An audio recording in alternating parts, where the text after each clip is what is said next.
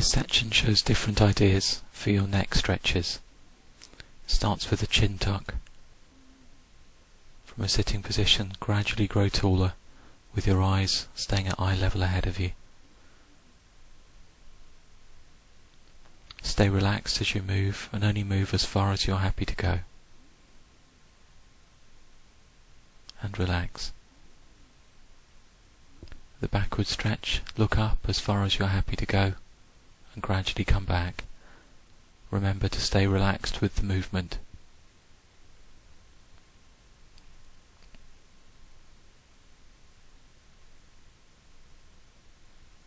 Everyone has their own range of movement. Similarly with the forward neck stretch, look down as far as you're happy to go. If you haven't done these stretches for a while, you'll have to start small and gradually build up your range of movement.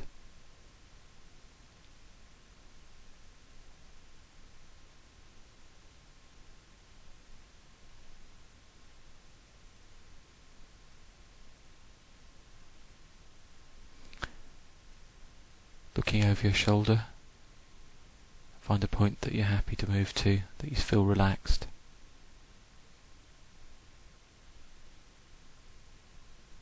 And gradually over the days and weeks, you may find that your neck is moving further.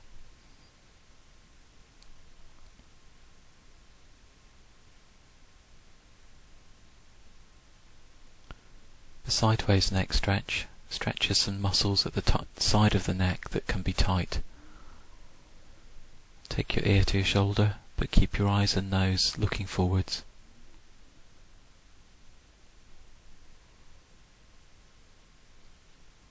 Moving on to shoulder stretches. The arm across chest stretch. Start by touching your fingers onto the opposite shoulder.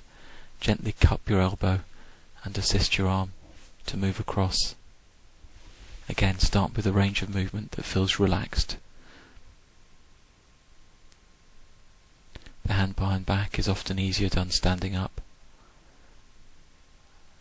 Find your starting point, and over time gradually progress this, perhaps using the other hand to support you to go a little bit further.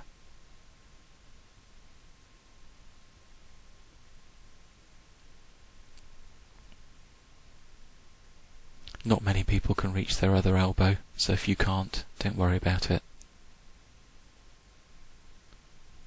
The hand behind head stretch is probably easier done sitting. Reach behind your neck, have gentle support from the other hand, and make progress in your own time.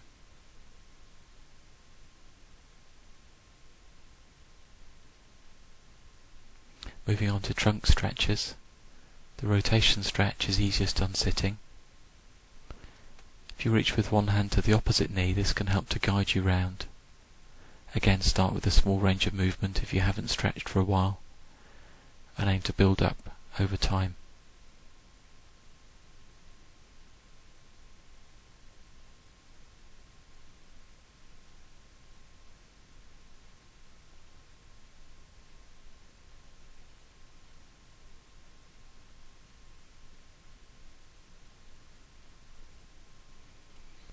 For the trunk stretch, the sideways, have your feet so that you feel stable.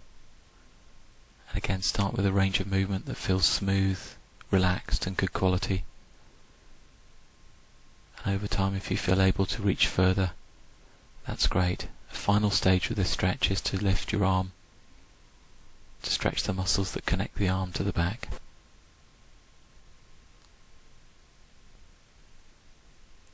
To start this arch stretch, move the stomach forwards and the shoulders slightly back. You can hold on at first, but as you get better, try without holding on, and if it helps, put your hands on your hips.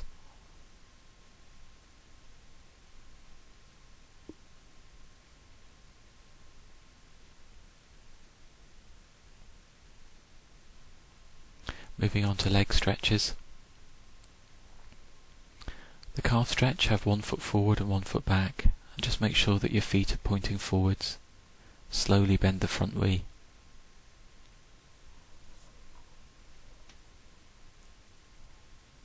As you get better, you'll take your feet further apart and perhaps bend your front knee a little further. Keep your back knee straight as you move into the stretch.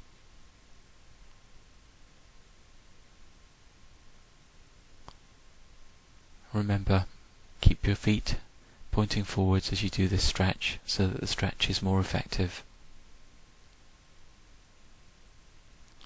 The hamstring stretch can be done sitting, just by stretching out one leg in front. If you sit more upright, this makes the stretch a little harder. You may find a difference between one leg and another. It can also be done sitting down, and for some people, even starting to sit in this position brings on a hamstring stretch, but gradually progress by reaching further down your legs.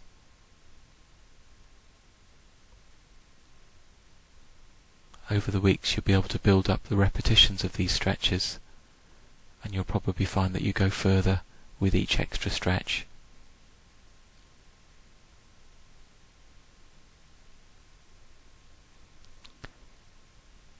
The hamstring stretch can also be done in this way by supporting your thigh and lifting your foot up over your body.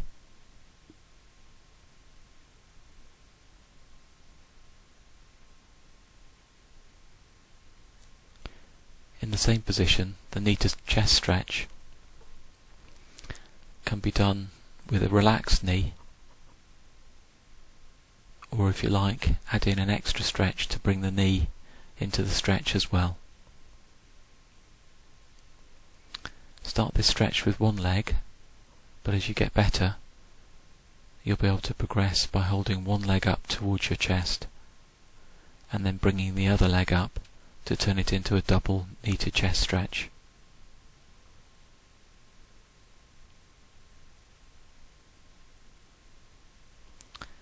This can also be done sitting.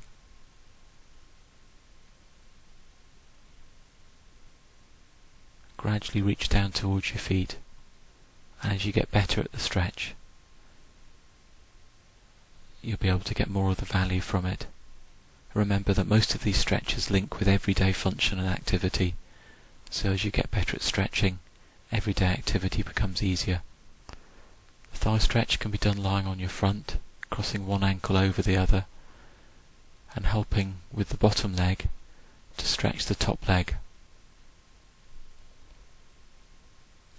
As you get further with this stretch, you might be able to reach behind you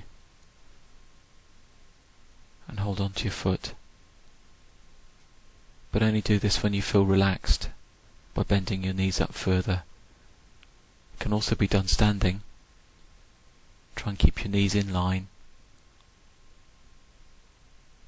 Over time you may be able to reach perhaps a trouser leg, and as the stretch progresses, you may be able to reach hold of your ankle and bring your foot up towards your bottom.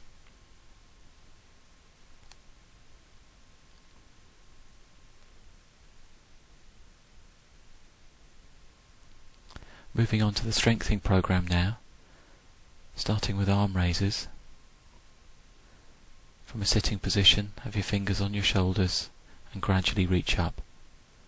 Remember to stay relaxed, good quality movement counts better, and over time aim to increase the range of movement, but some people feel that they do better if they have a different range of movement for each shoulder. The sit to stand exercise can be done with one foot forwards and one foot back.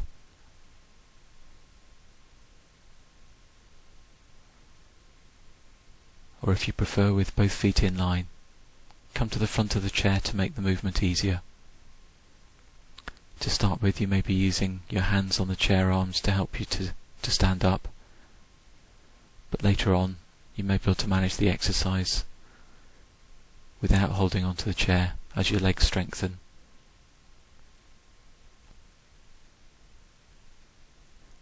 Knee-ups can be done with a small lift of the feet, or as you gradually progress you'll be able to lift your legs higher. If you need help with balance, use the back of a chair or a work surface in the kitchen, anything that keeps you safe to get started, but later on you'll be able to do the exercise without holding on. Similarly with mini squats, start with a small movement, holding on. Over time you'll be able to build up to a larger movement and not hold on for the exercise if you feel safe.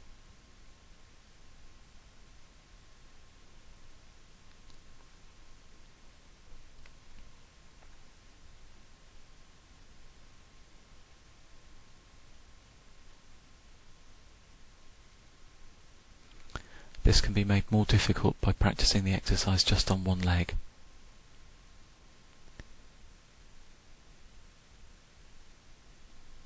Step-ups are done from a hallway, and at first the practice is just to lift the foot in order to clear onto the step, but if you're able to, step up and step down.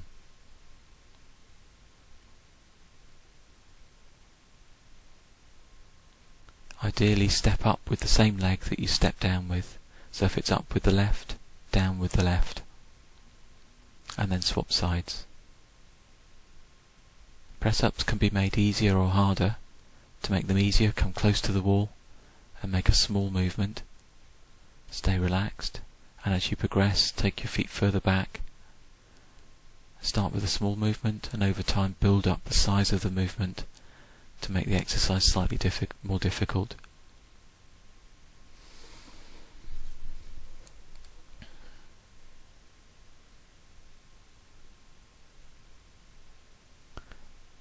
With the half kneel, have your feet apart, let both knees bend.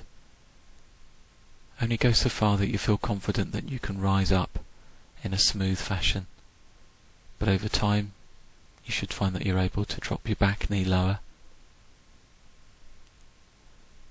To allow this to happen, your back foot has to come up onto the toes a little and the heel lifts. So the deeper you go, you have to allow for your back foot to come up onto the toes to make the movement smooth.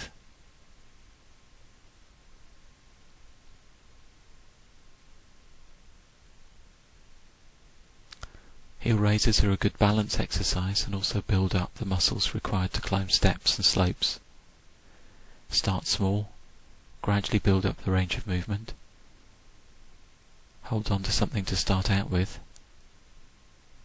but as you progress you should find that you can hold on less, perhaps going down to one hand, and over time reduce the number of fingers on that hand that you need to hold on,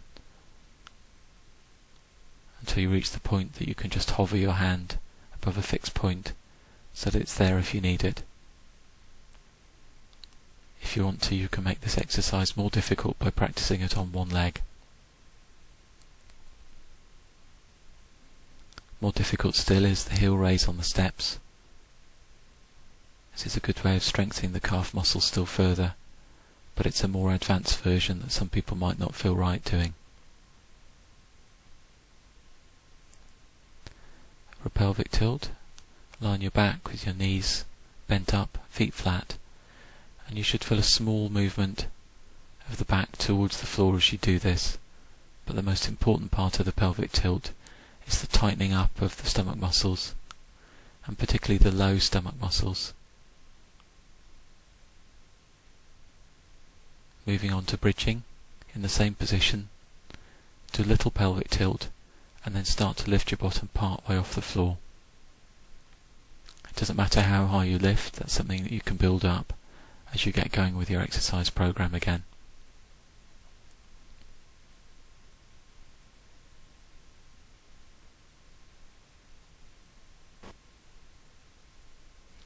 From the same starting position, a curl up is a good way to strengthen the stomach muscles. Slide your fingers towards your knees, lift your head off the floor, but keep your eyes looking at ceiling level.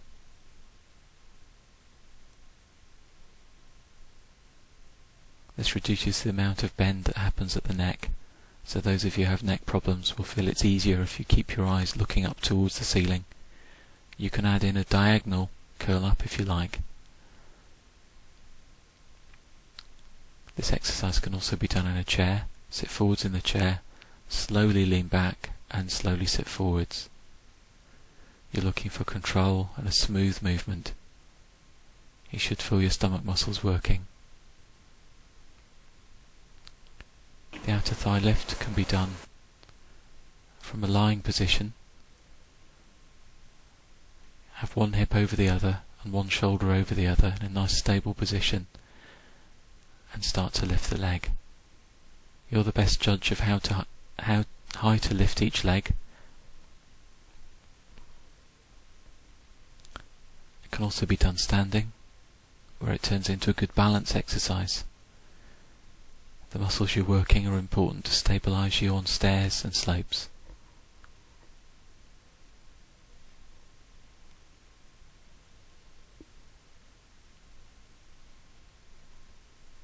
For this exercise, the starting position for some people is just to get into the hands and knees position. But as you get better at it, you might start to stretch out maybe a leg part way, or an arm part way. And as you get more practiced, you can start to stretch a little higher.